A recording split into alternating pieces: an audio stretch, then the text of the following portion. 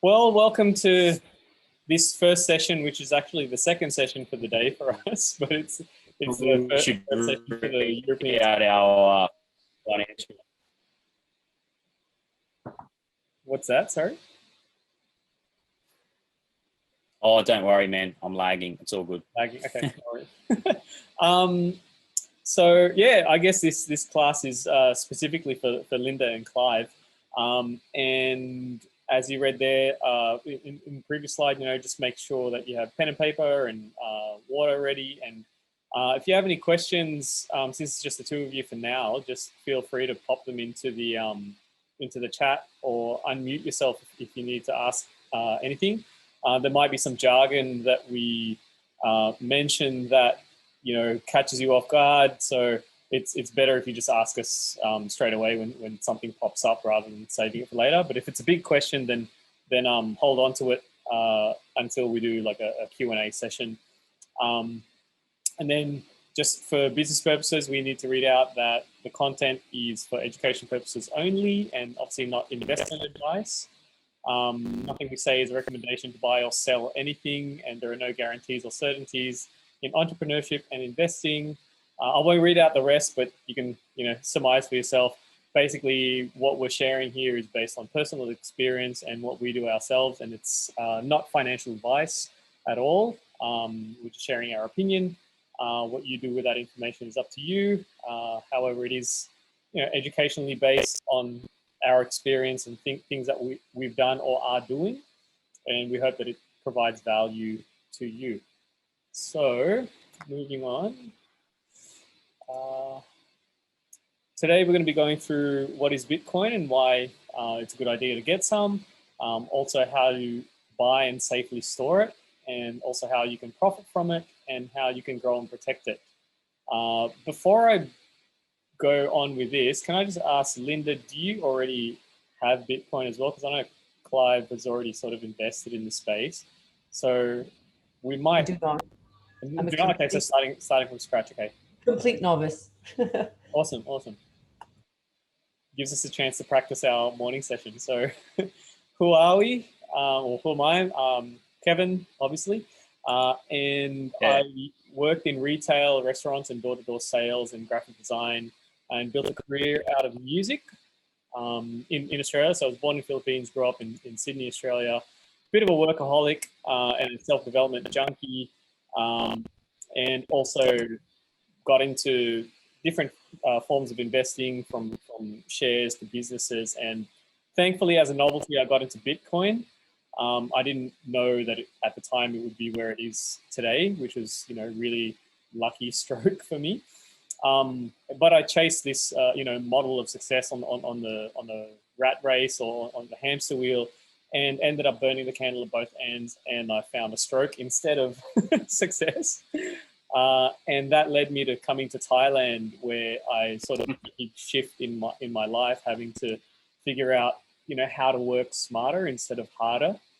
And I ended up diving into blockchain and every aspect of crypto. I guess I tried to give it a go, from investing to trading to learning how to create my own token, and then trying to run a business and all that sort of thing in the crypto space. While I was doing that, I tried to refocus on food, water, and shelter as the basics. And then I opened a vegan restaurant, an acai cafe, and then an eco resort for others to recharge from creative burnout and help build a better future for themselves. Basically trying to solve my own problems through crypto. And along the way, I met a man by the name of Roscoe Patterson, and he helped amplify what I was doing in this space, because he was ahead of the curve in terms of being in crypto himself. That's him in that photo at the bottom there, and he was running events, and I was basically in the back of the room of one of those events and started getting into crypto through him. And based out of what happened there, ended up meeting a whole bunch of people around the world in the crypto space, Kjartan being one of them, and also Troy. And they ended up also contributing to where I'm lucky enough to live now, which is this eco resort that's basically built out of crypto in Thailand. And now we're just waiting for other people to come here based based on COVID and travel restrictions lifting, and hopefully other people to find this space as a point of inspiration, but also a point for their ideas to come to fruition, especially if they're involved in crypto. So that's me in a nutshell. Over to you, Troy. Oh, thank you, Kevin. Yeah, so I'll be as brief as I can. So this is a photo from 2017 in the bull run, when I was living like a rock star, and I'd been in crypto for about 4 years, and everyone was a self-made millionaire in 2017, and yeah, thought I knew everything, and quickly found out that I didn't actually know as much as I thought I knew. So came back down to earth and kind of was reborn somewhat. And this is a photo of me in 2019 with people who you may know. He's called Gary Vaynerchuk, or Gary V, on social media. And I kind of I really went down the rabbit hole of self-worth and wealth management, and really focused on macro vision, long-term vision, as opposed to just getting a get rich quick overnight scheme. So a lot of people look at crypto as that kind of get rich quick scheme, which it definitely has the potential to do. But if you look at it in the long-term vision and that real macro vision, then that's going to definitely serve you better. And it's definitely going to prolong your time in this space and be much more beneficial to you. So then moving on, I've just got a photo here of just my family.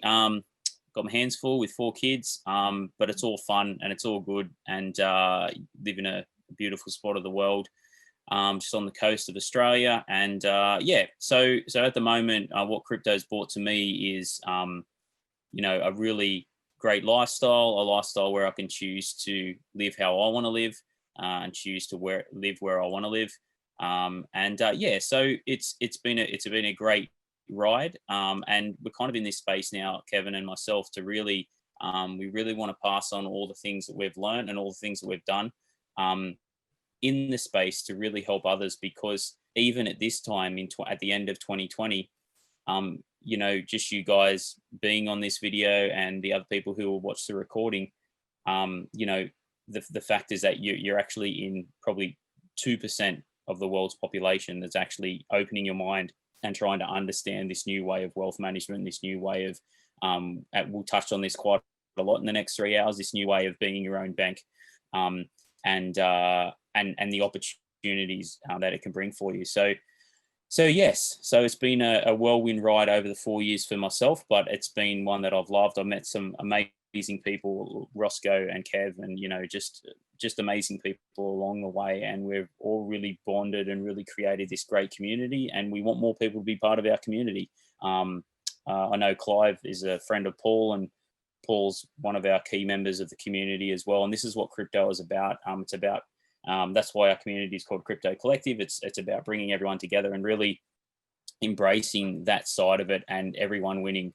So it's a whole new different world to the old world. I spoke a little about this in this morning's session, but the old world, very much wealth managers around is you find something and you hold on to it, and you keep it to yourself and you don't tell anyone, because you're the one that's found it and it's yours. Well, in this new world, and the way that we operate is that the more people that are in this, and the stronger that it is, and the more people that know about it and can win in it, the more successful crypto is and the more adoption it brings.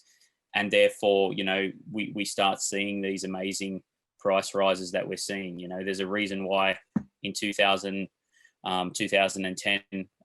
one Bitcoin was worth, 0.003 of a cent, and now it's worth nearly $20,000 US.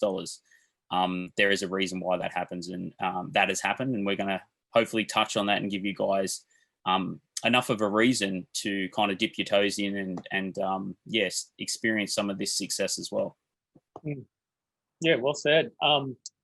Just to add on to that, in terms of the community and how it's brought people together and what's come out of it. I mentioned before I did this restaurant in Thailand. That's actually where I met Charatan and it was because of Bitcoin. Having a conversation, I think, on the phone about Bitcoin. He asked me about it, and then it was such a whirlwind. Next minute, he'd come over to the beginnings of the resort. Back then, I think we only had the one little room that was kind of still the framework. And then fast forward, he was like, okay, cool, I'm in. Let's build this together. Next month, I was in Norway checking out his place, and we're like, okay, let's make this a whole global thing. And the project just like kind of flourished from there. And we've obviously become more than just friends and partners, and just collaborated on different things. We've seen each other in like 4 different places around the world, I think, on different conferences or something to do with crypto. And that never would have happened had we not sort of taken a step into learning about Bitcoin. So really grateful for that, and then obviously meeting Troy as well through Roscoe and through that community. So I'll move on and just go through what this whole Bitcoin thing is about, right? So Bitcoin is a digital currency using peer-to-peer technology to facilitate instant payments. It's a virtual currency, not a coin. Now, even that sentence for some people is a little bit like, what the what? Digital currencies, magic money, peer-to-peer, what does all that mean? What do you mean by facilitating instant payments? Basically, it's just computer code that's recording transactions. If you think of Bitcoin as not exactly a golden coin that's tangible, but just a bit of code that records a transaction between, like, say, if I was to say I'm sending $50 over to Troy, that's recorded as a transaction, and it's encrypted, it's coded, and it allows me to basically send funds or send Bitcoin over to Troy, and it's stored on a ledger that's spread around on a network. So the Bitcoin network is the payment network that operates on that cryptographic protocol.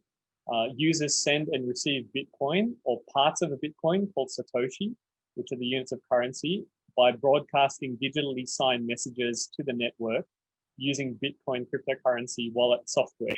So I expect right now, Linda's head is like literally exploding, going, "What the hell did Kevin just say?" There seems to be a lot of foreign languages being spoken. Yeah. We'll try to break it down. Yeah, we'll break it down for you. So what you'll experience during this webinar is that Kevin is such an amazing wealth of knowledge, and I'm a very simple human. So I kind of like break it down into like human terms after Kevin's explained it. So, but yeah, no, it's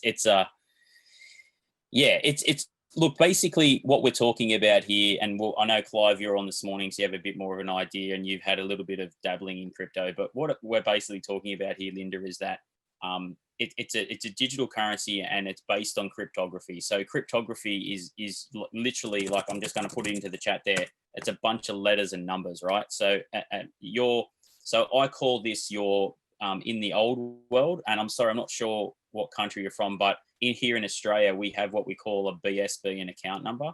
And that's like an address that we give to people who can then send you money. And a cryptography address like this is a public address, we can send to people and they can send us money. So users can send and receive Bitcoin, which is just like users can send and receive money. But instead of calling it dollars or cents, in crypto world, we call it Satoshis. And what Satoshis are decimal points of that currency. So for example, it's a misconception that people are like, oh, I can't buy Bitcoin now because it's worth nearly 20,000 US dollars. I can't afford to buy that. Well, the fact is that you can actually buy 0.0000001 of a Bitcoin, which would account for, I don't know if I said the right amount of zeros, but it would account for, say, 1 Satoshi. I think is it 8 decimal points, Kev? 8 decimal points, yeah. So 7 zeros and a 1 is the lowest. 7 zeros and a 1. I think I said 7 zeros and a 1. So that is 1 Satoshi. Sorry, the minimum sort of investment is 7 decimal points. Is that what you're saying? Okay, correct. Yes. Yeah. So in fact, like if we base it off today's Bitcoin price, I could actually do that right now. We could say 400. Yeah, so what's today's Bitcoin price in US dollars is 17,000, is it? 18,414 is what's showing up on my So calculator. $18,400 times 0.00000001 equals, I don't know if that's correct, but it's 0.0001 of a cent, I think. So it's one Satoshi is basically worth less. It's worth much less than a cent, right? So it's very, very possible for you to still invest in Bitcoin and still have Bitcoin, because people can literally hold one Satoshi, which is that small amount. So even though it may seem a lot right now, you can hold smaller amounts of it. It's just kind of the same way that we call dollars and cents. Mm-hmm. Yeah. So does that make a little more sense, Linda? Yes, absolutely. And Okay. I have to say, I did get a little mini course from Chartin. Awesome. So there's Sweet. a bit of this that I have seen before, but the repetition is perfect. So thank you very much. Yeah. No, that's fine. And you will get a copy of our video. We did this exact same video this morning. So you are going to get a copy of that. And we're going to add in all the best bits from this one as well. So you'll be able to watch it as many times as you want. So yeah, if there's something you don't understand, by all means, just jot it down and ask us all the questions at the end as well. We'll pop them in the chat. So I'll just quickly finish this off. So transactions are recorded into a distributed, replicated public database known as the blockchain. So, you may have heard of before blockchain technology. So with consensus achieved by a proof of work system called mining. Now, we are going to touch on mining, but for your benefit, Linda, I won't say that just here. We'll touch it. We do have another slide where we'll touch on mining and how that works. But it's basically it's a decentralized way of exchanging, as opposed to relying on a centralized figure. And we'll touch on that in a minute, so it'll make a little more sense. That's just a picture of what it's known as a mining farm. So the way it kind of works is that you can buy, or anyone can buy Bitcoin from a market via an exchange, and then they can send that Bitcoin, or transactions are bundled into a block and sent to a network for processing. So I actually have an example here that I can show you based on some paper receipts that I have, because being in Thailand, if we buy fruits and veggies from the market, we still have to pay in cash and write out receipts. So imagine if on this receipt I'm sending a transaction that says I'm transferring $100 to Sheraton or $100 to Troy, to anyone, and it's recorded on this transaction, but digitally, right? So imagine this is a digital transaction, and then that is then bundled with another transaction. It could be someone else's transaction, and as these receipts sort of get bundled together, this then becomes a block of information, a block of data, and this ledger is then sent around to everyone that's part of the network. So if all 5 of us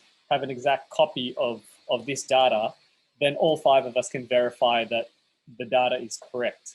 So that's how the block is formed, and then it's sent off into the network. And the processing basically works that if everyone's got a copy of this transaction, and say I add another receipt to it, or add another transaction to it, this new addition would be added to the blockchain that everyone else in the network would have to verify. So the computers, if you imagine yourselves, if you use those computers, you're racing to verify this transaction. Is it real and correct?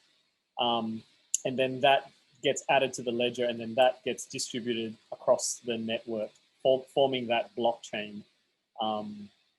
And as a reward for working out this equation to encrypt and decrypt these transactions, the miners who are first to verify this are rewarded with Bitcoin, which they then release back into the market, and you can buy and sell off it. Does that kind of make sense? So yeah, and so I'll just quickly add on to that, Kev. So basically, what Kevin just said is exactly how it is.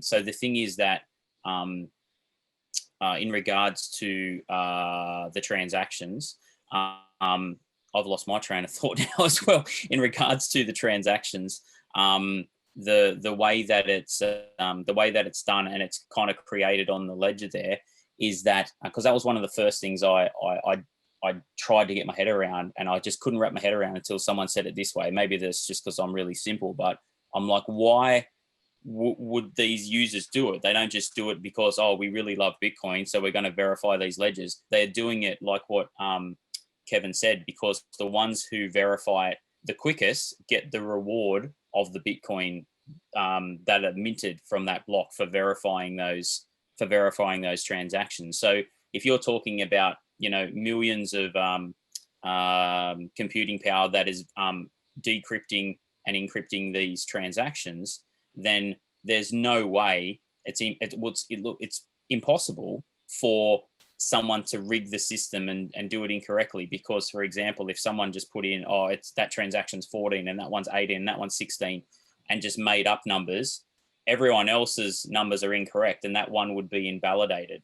So there's rewards to come up with the correct system for it to be mined, because I hope I'm not made the situation even more confusing, but yeah, that's the reason. The reason why to come up with the correct figure is so you are rewarded with the Bitcoin, and that's why the miners do that. It's kind of like a meritocracy in a sense, because people who are doing the work are the ones getting rewarded. Exactly. Correct. We should have just said that. Exactly. We probably should have said that. Yeah. We said it in like an Australian bogan way.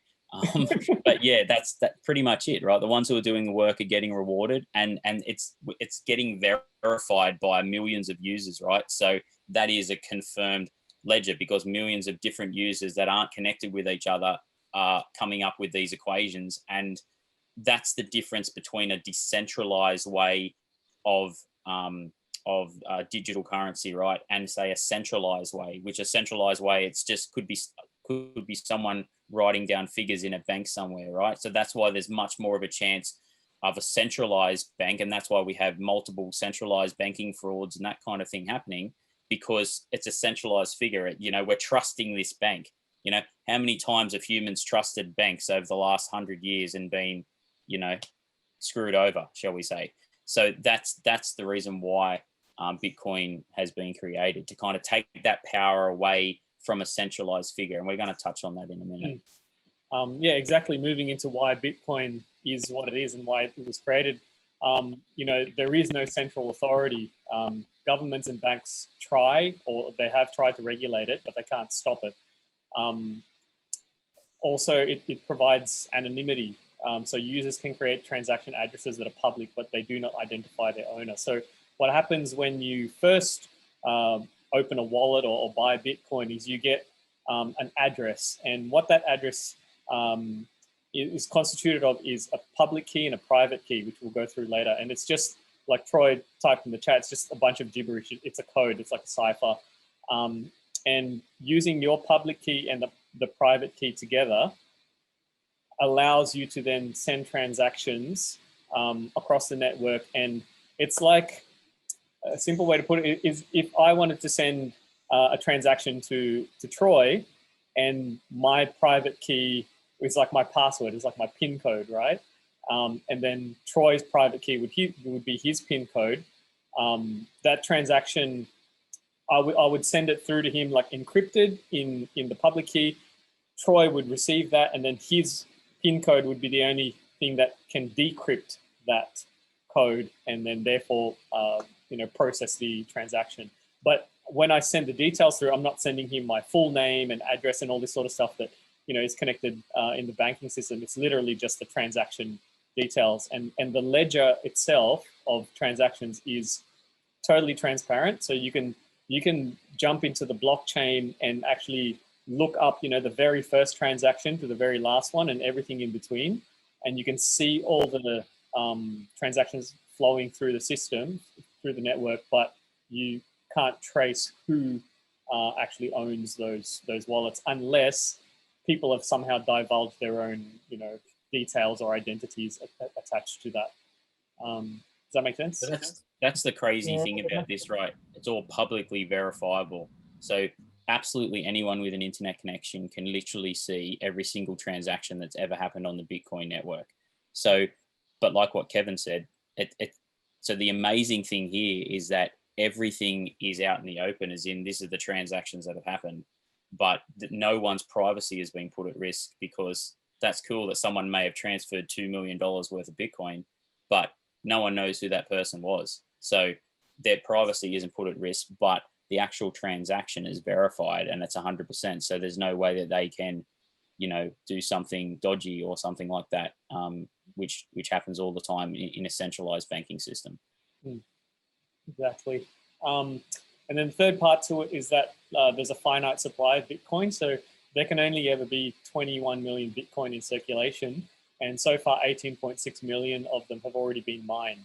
So it basically leaves 2.4 million left to be mined. And with the current computing power that we have, it's going to take about 120 years for that to happen. So, according to supply and demand, when something is scarce, then the price, naturally is more valuable, or the price rises.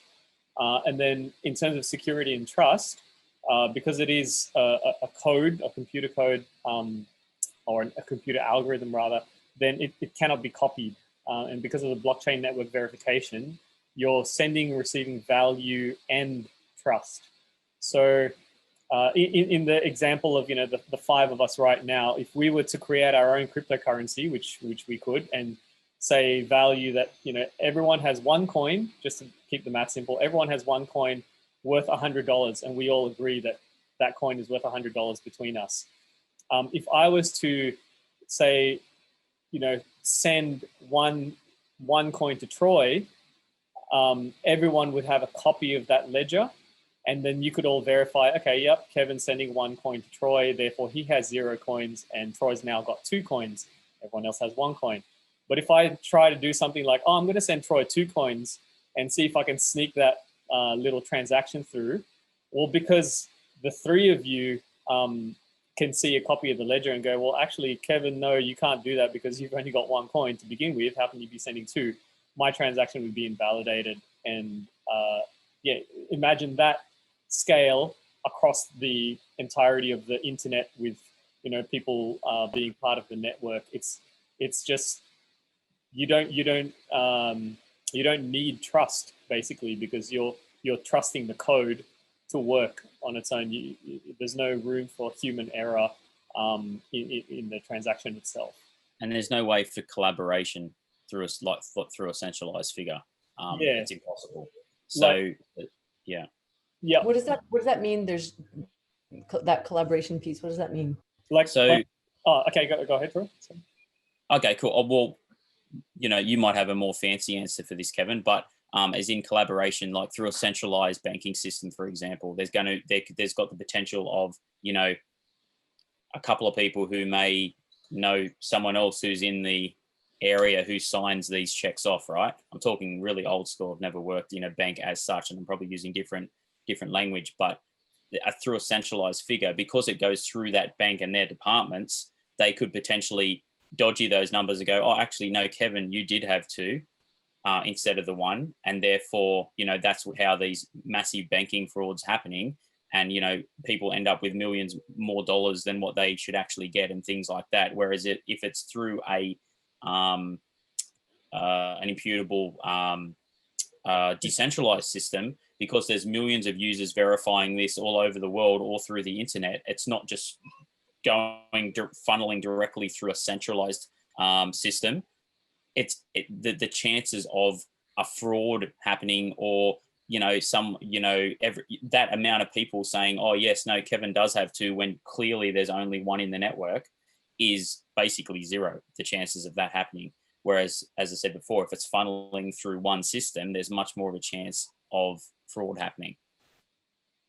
So another way you can think of it is, within the 5 of us now, if, say, I collaborated with you, Linda, and Troy to say, hey, what if I send these, 2 coins to Troy, even though I only have 1, but Linda, when I send the extra coin to Troy, he'll give you half of it. So let's collaborate and basically,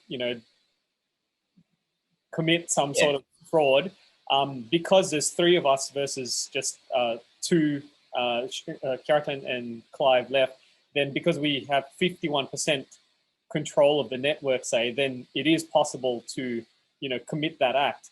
But seeing as Bitcoin is across a vast network across the internet, and it's not governed by people, like there's no one on the end of each of these computers going verify these transactions. It's just computer code. So all this data that just comes through, like you'd literally have to have control of over 51% of the network in order to change the data or try and hack it. Not only that, but because it's going back to this the blockchain aspect. So Clive did ask this morning about transaction speeds and how it's processed. Imagine like with each transaction getting added to this chain, the data just keeps growing and growing. So it takes more to read the data. And if I wanted to change, say imagine this stack was like 100 receipts long, and I wanted to change receipt number 73, I'd have to go back down to receipt number 1, change the data there, change the code, so on and so forth, up until I got to receipt 73 to change the data. But in that time that I'm trying to do that on my own, there's the 4 of you in the group that would have already processed another 20, 30, 40, 50 transactions above that I'd have to try and basically be faster than you. Yeah. There was an article that I read that that basically, I can't remember what year it is, and it might have been 2013 or 2014. So Bitcoin got created in 2009 and really started kind of circulation 2010. But when it got to that point, based on computing power, it basically got to the point where it's impossible now to actually change the ledger, because there's just, like what Kevin just said, by the time you get back to that certain one and you want to change it, there's already another 1,000 that's been done. Like it's impossible. There's just not enough computing. Yeah, there's not enough computing power to be able to go back on it, and that's the reason why this was created and how it was created. It's basically impossible to hack, right? In 100, 20, 30, 40 years time, when we've got supercomputers and crazy things, like maybe eventually, I'm sure something may be possible, right? But right now it's impossible. It's impossible to do, because it just keeps getting added on the ledger. And there's and all these people, as the price of Bitcoin are going up, it would be just craziness for them to try and change something that's happened further up there, somehow collaborating with all these millions of people that have already done it, because the rewards that they're getting for mining new Bitcoin far outweigh any kind of hack that they may try and do and fix it and try and adjust up here. It just makes no sense now, because you're getting such a massive reward for mining these coins and putting all this computer power against these encrypted messages, that it would make absolutely no sense to do it. Money wise would make no sense. I hope that kind of answers the question, Linda. Sorry, I hope. Yes, that's helpful. Okay. Thank you. Cool. It just comes back to why Bitcoin was created, right? Because of the global financial crisis. What happened in Greece, what happened in the US with the big banks collapsing and basically, just blowing up the financial system there. The concept of Bitcoin came about to not necessarily rely on people at the top controlling things, but just purely relying on a computer algorithm to, do the work, do the computing for us. So that's essentially why it was created. And also, the name Satoshi Nakamoto, we don't know whether it's one person or a group of people, but that's also why the units of a Bitcoin are called Satoshi. So just moving forward, the Bitcoin network came into existence when Satoshi first mined the first block of Bitcoin, which had a reward of 50 Bitcoins in 2009. And then in 2010, the first real world transaction happened when this guy, Laszlo, I don't know how to pronounce his last name, Hayek, I think, paid 10,000 Bitcoin for a pizza. So he actually bought 2 pizzas. So yeah, 2 pizzas from Papa John's, and it was worth $25 back then. And going by today's price, it's actually 180 million. Well, actually, by today's price, it's 183 million. So just to throw some salt into the wound, that's a very expensive pizza. They'd want to be nice pizzas. And then in 2011, one Bitcoin was worth $1 US.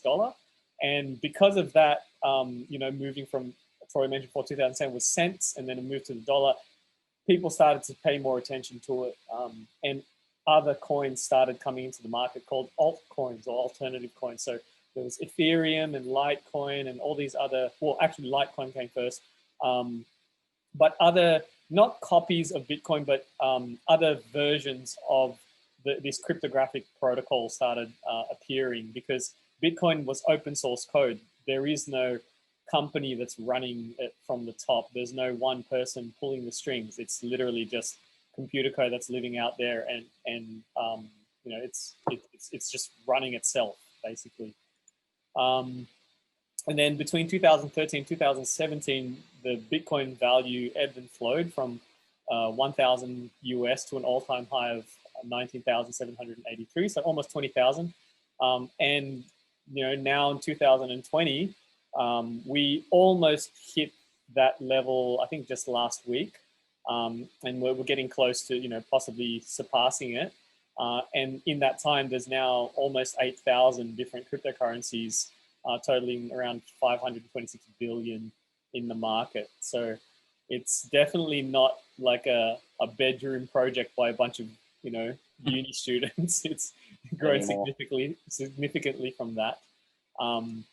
And you might have seen in the news that there's a whole bunch of institutions buying into it. There was someone that just raised, I can't remember his name, Michael Saylor, I think it was. Yeah. He was aiming to raise a $400 million investment to try and buy $400 million worth of Bitcoin, but now in a matter of days, it's gone up to 650 million. So that's some serious money flowing into the market. Yeah. Why we're going through this? Well, it's important to know, but at the same time, you don't need to be a rocket scientist to understand how this technology works, right? When the first text message was sent in 1992, you didn't need to know computer programming and text messaging to learn how to send it on a phone. And then text messaging eventually evolved into emails, or the technology of sending messages. And you don't need to know like the SMTP protocol and POP and IMAP and all that sort of terminology. You just need to know how to use it and how to benefit from it. You don't need to know binary code and programming and all that sort of thing. And it's the same thing with Bitcoin. So we just wanted to touch on that. And if you want to explore more details, you can go to this link here, lop.net, and pretty much find out everything you need to know about Bitcoin. There's also obviously bitcoin.org, which is all the original information about Bitcoin that's just put together by the community members who help keep the system running. So why now, and why is this important, and what's possible now? So as I mentioned before, there's 2.4 billion Bitcoin left to be mined, and that's going to take about 120 years, which gives it a pretty good runway for growth compared to most assets. And we were talking this morning about how if you think of previous world currencies, so going back centuries, people used to trade sticks and stones, people used to trade salt, people used to trade copper coins and gold, like real gold coins, and all these different things, cacao beans, chocolate. Those things have gone by and fallen by the wayside. And it's the same thing with our cash now. There'll be some point where maybe we'll all live in a cashless society or a cashless world, and everything will be digital and virtually based. And who knows what will happen in 120 years now? It might just be mind control and kinesthetics or something like that.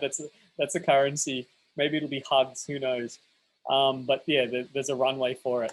Also, because of COVID-19 and what that's done to change the world and the situation that we're in. Some people are out of it, already. They're out of lockdown. Some people are still in quarantine around the world, but it's basically just accelerated this on-ramp into internet use and the digital world. And like us now, we're talking through this contraption called a computer or a phone or a laptop or whatever over the internet, and able to communicate within seconds. And we don't necessarily know how this all works on the internal side, but we know that it works. And it's the same thing happening with cryptocurrencies. COVID has left a lot of people out of work and looking for new ways to earn income.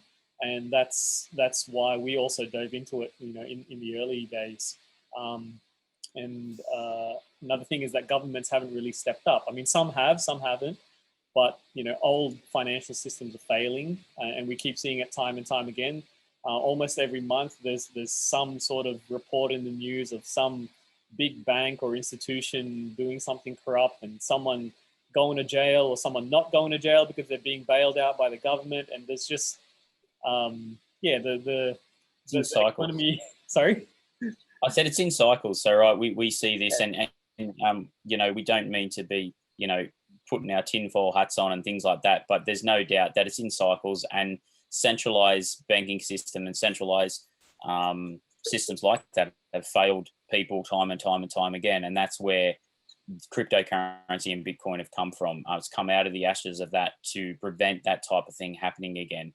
Because like we touched on before, it's virtually impossible to hack or manipulate. And you can see there what we just put. So the economy is shifting at rates that we've never seen before in history as a species. So, without a doubt, some of the things that we do and we experience now, our children and our grandkids are going to be like, why did you do that? Like, that's just crazy. And we all know, I think we're all very aware that technology is just increasing at a rapid speed and a rapid, crazy speed at that. So we've just got to be aware of that. Plus also, I think one of these big things here is that to embrace that change and embrace and understand those changes, they're the people who are getting ahead in this space, and they're the people who are winning in this space. And like I said before, you guys on this call and anyone listening to the recording are already part of the 2% who are actually opening their mind to take some of this in, because this is the future of money. And we'll touch a bit more on cash and cashless societies and things like that. But I know that and I'm not actually against cash. I think cash has a place still in society, but that place is certainly not for storing value, because we all know that cash over the years just becomes worth less and less and less and less. Like 20% of US dollars in circulation were printed this year. That's only going to mean one thing. That's going to mean that the price of the US dollar, it's impossible. How can it possibly still stay at the same rate? So that's why you see these multiple institutions and these the smartest people in the world converting a lot of their capital to things like Bitcoin and cryptocurrency, because it has this intrinsic value. Yeah, and that's why they're jumping on the bandwagon with PayPal. You can see there, I think that was a Twitter post or something. Where they back then the CEO said Bitcoin's going to zero, and then just within this month or last month, PayPal's like, hey, we're now accepting Bitcoin and allowing people to trade, and we're jumping on the bandwagon. And banks and institutions are just jumping on it because it's a movement. People are waking up and wanting change. It's also an understanding. So like I said before, it's an understanding that this is happening. It's an understanding that it's shifting this way. Yeah. So can I just ask a question about, because you're talking about Bitcoin, but what about other cryptocurrencies, and why wouldn't you create your own cryptocurrency? I mean, maybe that's a completely ridiculous question, but I don't know if this is the right time to ask it. No, it's fine. And basically, I guess we slightly touched on it before. The reason why we're talking primarily about Bitcoin at the moment, we are going to touch on other altcoins and things like that later, but the reason would be that Bitcoin, I guess you could kind of class it as, and we'll touch this in a future slide, it's kind of like the gold. So it's the digital gold, they're calling it. It's because it's the trailblazer. It was the first ever cryptocurrency to be created, and all the other altcoins and all the other coins, and whether you and me, Linda, after this call decide to create the Linda Troy coin, we've got to get a certain amount of people to find and understand that it does something that's going to create value for it. Trailblazers, like what in anything, right? Are the trailblazers are always worth the most and are always kind of hold their value. And that's the main reason, right? It's because the Bitcoin network is growing at such a rapid rate and is so big that's the reason why the price of Bitcoin is going up and up and up and up, where some other altcoins don't go at the same rate as Bitcoin. Some altcoins are increasing even more than the price of Bitcoin, and there's various reasons for that. But the short answer is that there's got to be enough people that believe in that project enough to continually push that price up and continually make that network and that coin bigger and bigger and bigger. And there's a reason why Bitcoin has the highest market cap of all the cryptocurrencies. And there's a reason why Ethereum, which we'll touch on later, has the second highest market cap of all cryptocurrencies. And one of the main reasons are they're both trailblazers in their own right. And the second reason is there's a huge amount of people that believe in what it is capable of and its intrinsic value. So, you or me starting off a coin now, we'd have to get so many people involved, and there has to be a reason and a value and a reason why it would become just as big as Bitcoin or another coin. And what was the reason and value of Bitcoin at the beginning? Yes. Well, if you want to touch on that, Kev, but basically it's because of all the things that we just spoke about before. It's a new way of being a currency, right? It's having a decentralized figure that can't manipulate or control it. Away from digital payment. Away from a centralized figure. Yeah. So I can maybe give an example based on my own personal experience of having gone through this with Keratin as well. So having this resort, the idea grew from, let's not just have one resort, but let's have 20 of these around the world, and let's create our own cryptocurrency, which we did. We created our own coin, and that coin was meant to be valued so that, the value attached to it was you can use the coin and spend it almost like a gift card, I'd say, within the resort network that we were planning to build. So imagine prior to COVID, the demand for it would have been a lot higher if we said, hey, you can come over here to Thailand and spend a few nights here, but if you want to do that, you have to buy our particular cryptocurrency. So depending on how well we market that, you might go, okay, cool, I'll buy 100 coins of that, or I'll buy 1,000 coins for the value attached to being there. But because of the travel restrictions being placed, then the value of that coin would now be, why would I want 1,000 of those coins if I can't even travel there and use it? So the value would start going down. But then imagine if, God forbid, COVID 2.0 comes about and there's a zombie viral outbreak around the world, and, eco resorts around the world suddenly become havens for people to get away from cities and whatnot.